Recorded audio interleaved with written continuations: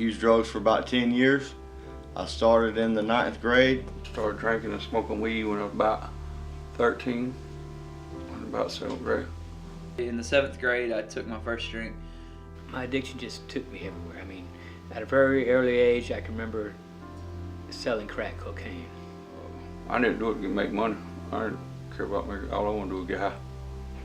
When we make ounces, all kind of dope, right? All I want to do is be high. I didn't care about the money or nothing else. Just get high. I went from being what we call sometimes an addiction, a weekend warrior, to an absolute junkie. It began to rule my every decision. Every decision that I made was based off the next time that I was going to get high, how I was going to get it, where I was going to get it, and I would do whatever it took to make sure that I had it, so when I was ready to get high again that I could. Very early on, I'd break into houses, steal cars, whatever it took. It was just fun. I just liked getting high, no matter what. It just grabbed me. I liked it. I mean, I didn't care what happened. I just wanted to get high again. That's all that mattered to me was getting high. Stay high. I didn't care where I slept at, where I stayed. You know, they had dope. I was hanging out, dope gone, I was leaving.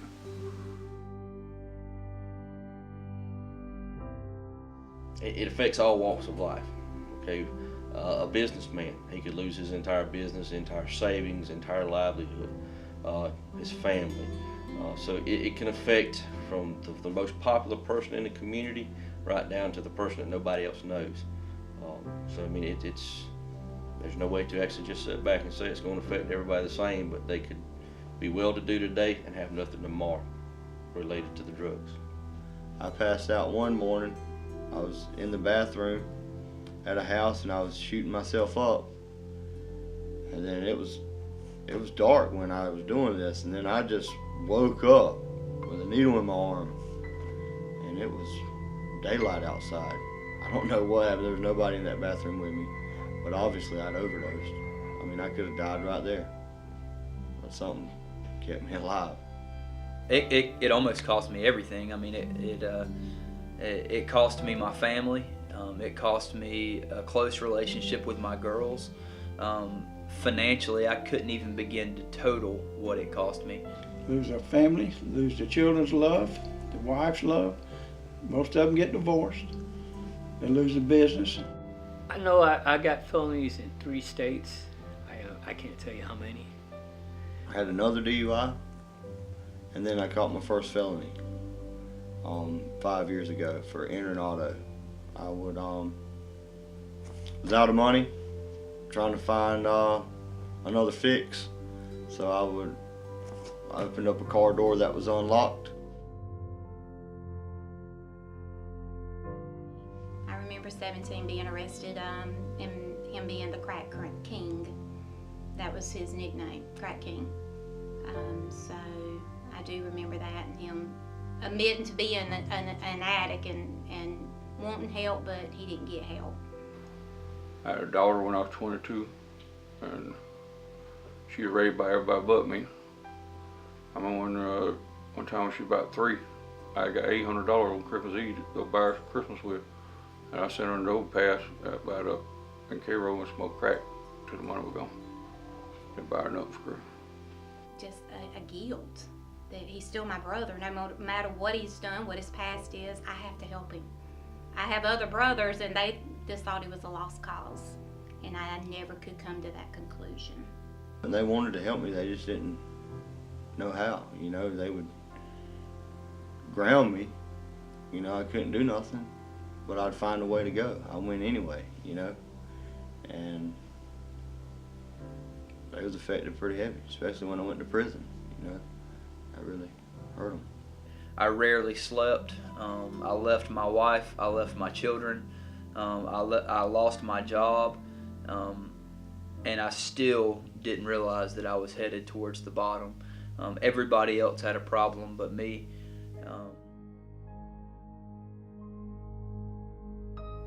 Had moved back home after having left my wife and kids, and we got in an argument, and so I decided to leave. She didn't want me to leave. I flipped out. Anyway, the law got called, and they pulled me over in Pelham, and I went to jail. And this is the first time I've ever been behind bars.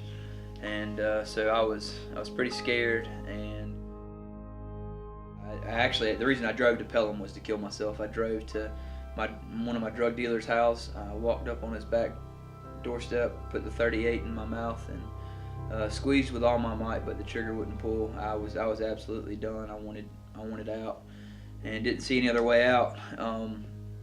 Literally just felt a calmness come over me that I hadn't felt in a long, long time. And I walked back to my truck, got in my truck, pulled down the road, and the law pulled me over.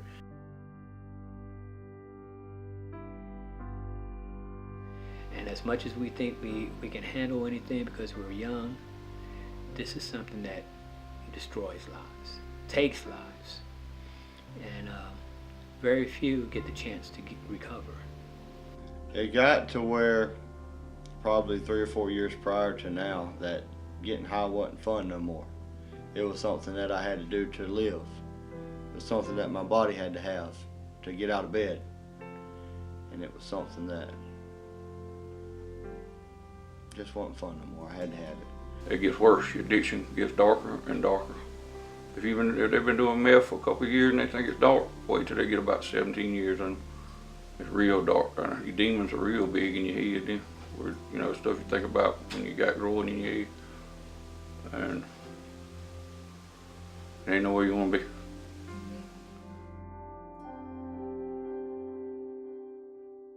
My name is Nola Daughtry, and I am the president of the Grady County Substance Abuse Awareness Prevention Council, which we call GSAAP.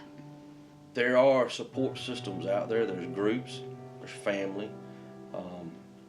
People will step in and try to help. We will try to help what we can if anybody wants to try to get themselves cleaned up. It's a doorway of hope, because the purpose of it is to educate and make the community aware, but provide education and resources so that you can help those that have addiction, as well as how to prevent substance abuse in our county. I think it starts with making up my mind.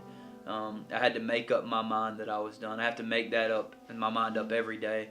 It starts with my thought patterns, how I think. You know, the old saying in the scripture that the way a man thinks, so is he. And so if I think of myself in recovery, and if I think of myself being successful at this, then I will be successful at this. Today I want it for myself. So they believe in me. You know, I'm working every day. I attend meetings, I go to church, I do everything possible to maintain my recovery, my sobriety. It's something that I want today. I don't want to go back. My life has changed for the better in just these past 15 months, you know, and I don't want to go back, you know. Why go back to that? But there is hope. It's not easy, but there is help. There are lots of different inpatient facilities. There are programs specifically designed to help you get off the drugs, to detox, to make it through, but more so to learn how to live a life of making better decisions and non-destructive decisions. I had 30 years of addiction.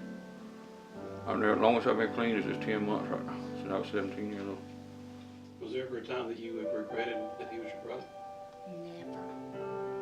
I love him to the moon and back, and will till the day I died, and I'm just glad that I got to see him get clean, because there is a lot of people that's passed now, my grandma and grandpa being one, that didn't get to see this. But no matter what, he was always my brother, and I couldn't turn my back on him.